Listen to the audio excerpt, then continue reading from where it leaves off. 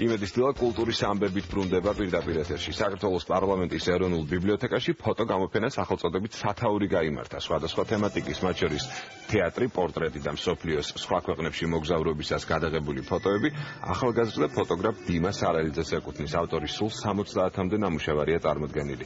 გამოფენა 16 ნოემბრის ჩათვლით გაგრძელდება.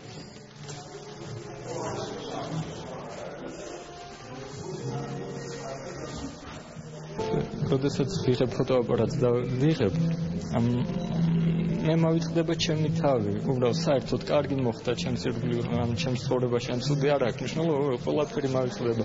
ჩემი თავიც მოვიწყდება და ვარ იმ შუქში, იმ განათებაში, იმ კადრში. თვითონ აი პროცესი იმდენად სიამოვნებას მანიჭებს, რომ და მინდოდა ჩემი ფოტოები